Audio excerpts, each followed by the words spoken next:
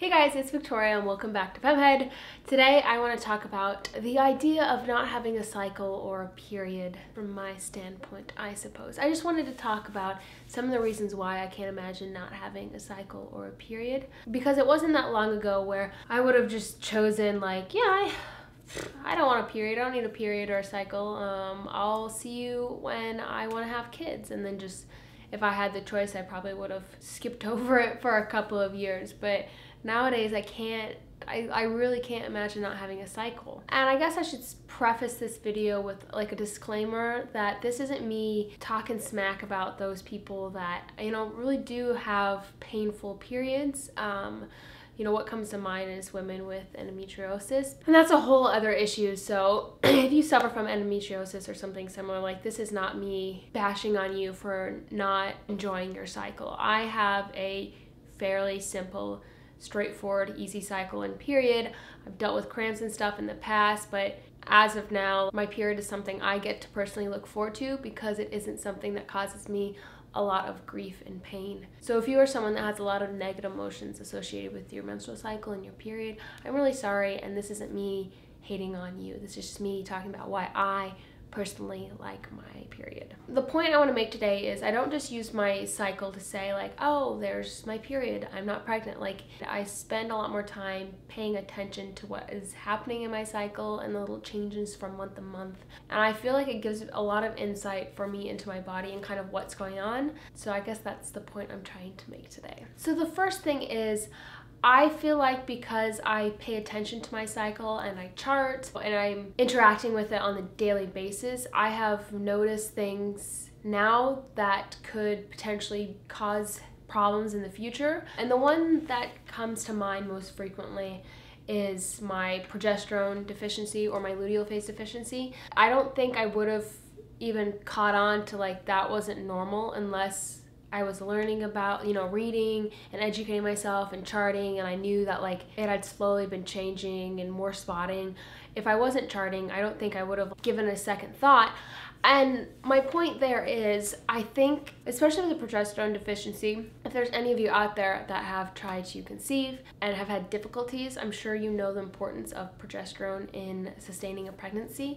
I could have just gone along my merry way and then, get to a point down the road to where I'm like, okay, I'm ready to make a baby, and then get really frustrated and sad and confused with why it wasn't happening. And you never know, I may still have to go through the process, but I feel like there are things now with my cycle that I notice that I can work towards healing naturally.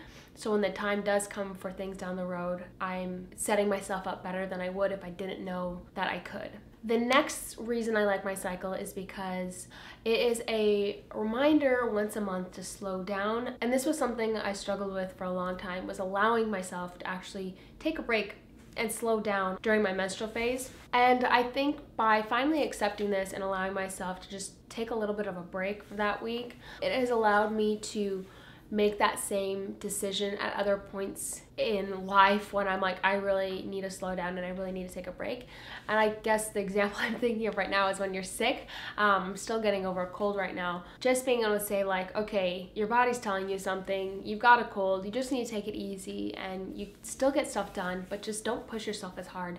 And I think just being able to slow down helps with so much stuff in life. So I think having that reminder once a month of just like, okay, listen to your body, Victoria. The next thing is, I get so excited when I can see something I've read about or learned about or talked about with someone else play out in my own cycle. So it was really exciting for me when I first started learning about FAM and I first started charting to actually see the patterns come through in my cycle with my basal body temperature and my cervical fluid. Like, that was such an exciting time for me just to see it play out, to see it on my chart. And I think a lot of women could agree. Once you see the spike in temperature after ovulation and the drop at the start of your menstrual phase, the different patterns in your cervical fluid, and like once you're able to tell the difference between the different types of cervical fluid, it's just so exciting to take what you've learned and to see it in your own life.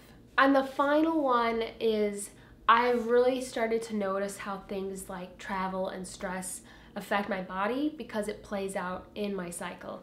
I have this weird sneaking suspicion that a trigger for my issue with my progesterone is travel.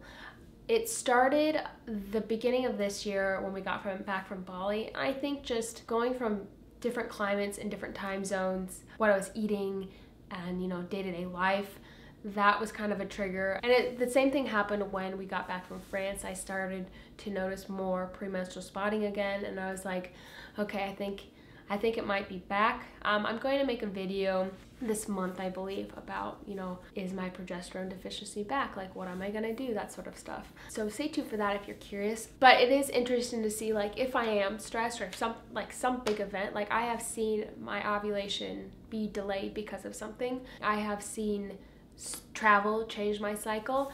I think it's good to acknowledge that there are outside factors that play a role in what's happening in your body, because I think a lot of us expect just to be able to go. Nothing can really affect us, but just acknowledging and accepting that you are influenced by the world around you is important. There are definitely times that I still get frustrated with my cycle, and I think that mostly comes from not having long enough luteal phases and having too much spotting and just feeling like I'm trying to take care of it and it not showing that care and doing what it's supposed to be doing. And you do get cramps, you know, bleeding through stuff and all that fun jazz. Overall, I do love my cycle, and I know that's a weird thing to say, but I think more people need to say it, and I hope that more people can say it, especially people with menstrual issues, menstrual problems like PCOS or endometriosis. There's some big problems out there that we need to address, and I don't think we have the perfect solution yet. Okay, so that's what I have to say about all of this.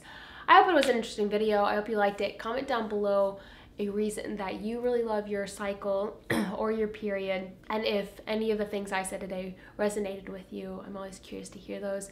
Don't forget to subscribe to FemmeHead and click the like button if you like this video and want to see more videos like this, and I will see you guys in my next video. Bye!